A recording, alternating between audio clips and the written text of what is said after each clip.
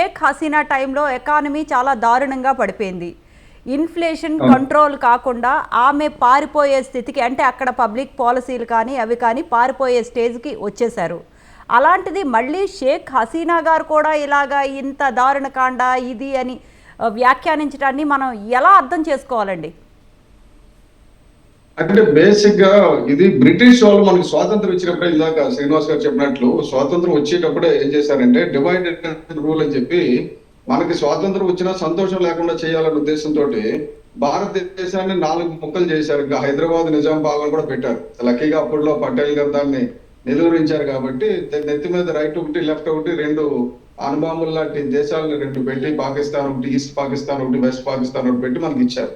ఆ తర్వాత మొత్తానికి డిప్లొమాటిక్ గా బంగ్లాదేశ్ ని ఒక ఒక దేశం, బంగ్లాదేశ్ జాతీయ భాష బంగ్లా కింద పెట్టుకొని ఒక దేశం వచ్చింది. కానీ మనకి ప్రాబ్లం ఎక్కడ వచ్చిందంటే, అది విభజించినప్పటి నుంచి ఇప్పటి వరకు కూడా మనది సెక్యులర్ కంట్రీ, ఆ 2 లింగ్విస్టిక్ కంట్రీస్.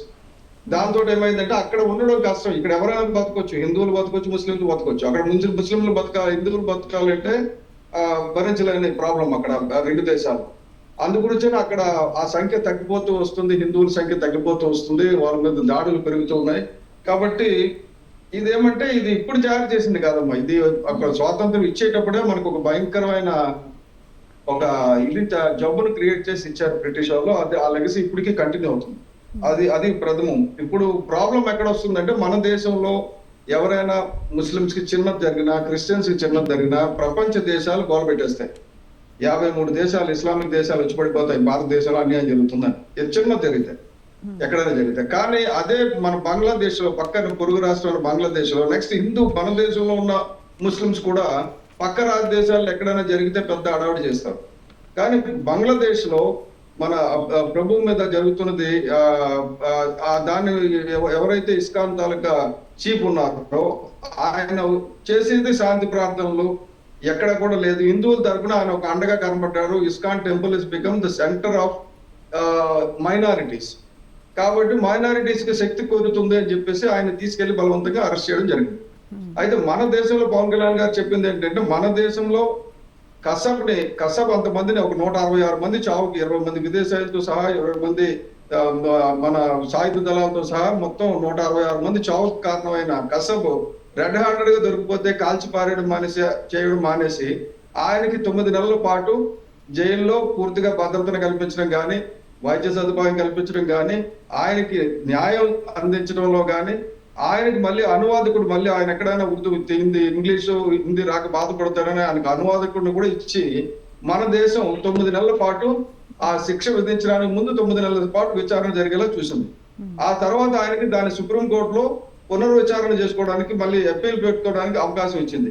ఆ తర్వాత రాష్ట్రపతి దగ్గర క్షమాపేక్ష పెట్టడానికి కూడా, అంటే ఒక నేరస్తుడికి ఇన్ని అవకాశాలు ఇచ్చింది నేరం నుంచి, అంటే తన నిర్దోషిత్వాన్ని నిరూపించుకోవడానికి. కానీ ఇక్కడ ఒక మంచి సాధువుని తీసుకెళ్లి, చిన్మయి కృష్ణదాస్ని, ఇస్కాన్ గురువు కదండి, చిన్మయి కృష్ణదాస్ని తీసుకెళ్లి దేశద్రోహం కేసు పెట్టడం అన్నది రీసెంట్ గా మీ పవన్ కళ్యాణ్ గారు కూడా స్పందించారు.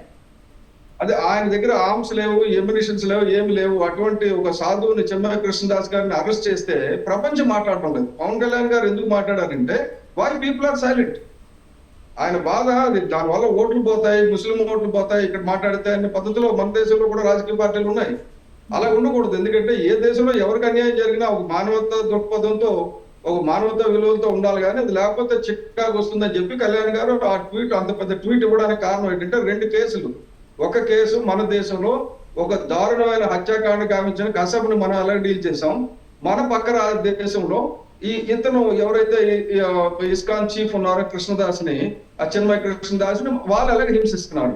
ఆయనకి ఎందుకు లీగల్ యాక్సెస్ లేదు, ఆయనతో మాట్లాడడానికి ఎందుకు అనుమతి ఇవ్వరు, ఆయన ఆరోగ్య పరిస్థితులు ఎందుకు జాగ్రత్తగా చూడడం లేదు. ఇది ఆయన రేచింది. ఎందుకంటే భారతదేశం ప్రపంచానికి న్యాయం, ధర్మం బోధించే దేశం ఇప్పుడు కాదు. మనకి వేలాది సంవత్సరాల క్రితం మొట్టమొదటి యూనివర్సిటీలు నలంద, తక్షశిల భారతదేశంలోనే ఉన్నాయి. ప్రపంచానికి జ్ఞానాన్ని ఇచ్చే దేశం ఆఖరికి ఇలా దిగజారడానికి కారణం ఏంటంటే, ఆ పరాయి పాలన కొన్నాళ్ళైతే మన స్వపరిపాలన కూడా కారణమే. ఇన్నాళ్ళకి ఒక తిరగబడి మాట్లాడే మనుషులు కొంతమంది వచ్చారు ఈ దేశంలో. ఆర్థిక స్థాయిని 10వ స్థానం నుంచి 5వ స్థానం తీసుకెళ్ళి మోడీ గారు కానీ, అలాగే ఇప్పుడు పవన్ కళ్యాణ్ గారు లాంటి వ్యక్తి ఓపెన్ గా మాట్లాడగలుగుతున్నారు, తప్పు జరిగితే తప్పని చెప్పగలుగుతున్నారు, మిగతా డిప్లొమాటిక్ ముసుగు పెట్టుకొని చేయకుండా. ప్రపంచ దేశాలందరూ కదిలి రండి అని పిలిపించారు. చూడాలి, డెఫినెట్ గా ఆయన పిలుపు చాలా విలువ ఉంటుంది. నాకు తెలిసి మిగతా దేశాలన్నీ కూడా స్పందిస్తాయని నేను అనుకుంటున్నాను.